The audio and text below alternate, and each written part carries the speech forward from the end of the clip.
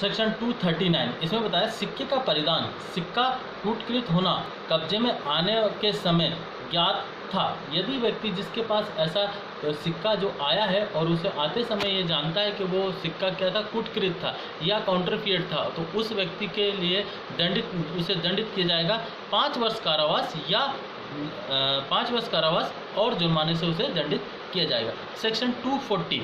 उस भारतीय सिक्के का परिधान जिसका कूटकृत होना कब्जे में आने के समय ज्ञात था। कह सकते हैं कि जो भारतीय सिक्का है उसके विषय में उसे जानकारी थी कि यह सिक्का क्या है, कूटकृत है, और उसको वह आते समय जब उसके पास आया था तो वह यह इस प्रकार के सिक्के के विषय में जानता था, तो उसके लिए दंड दिया जाएगा 10 वर्ष कारावास और जुर्माना 10 years इम्प्रिजमेंट एंड फाइन। अब सेक्शन 241 में बताया गया किसी सिक्के का असली सिक्के के रूप में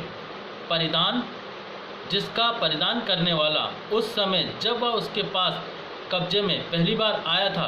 कूटकृत होना नहीं जानता था। तो कह सकते हैं कि जिस व्यक्ति के पास कोई सिक्का जो आया और उसको ये जानकारी नहीं थी कि ये सिक्का कूटकृत है, और वो ये जानता था कि ये सिक्का अब क्या है, कूटकृत नहीं है, लेकिन फिर वो जानने के बाद उसको क्या करता है, उस कूटकृत सिक्के को असली के रूप में चलाना चाहता है, तो उसे दंड दिया जाएगा 2 वर्ष कारावास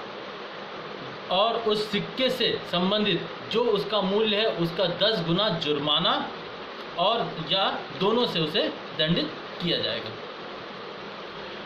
इसके बाद है सेक्शन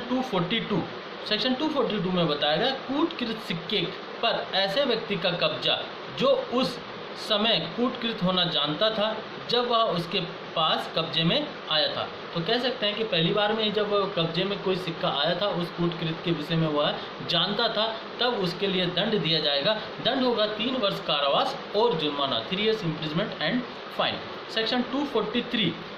में भारतीय सिक्के पर ऐसे व्यक्ति का कब्जा जो उसका कूटकृत होना उस समय जानता था जब वह उसके पास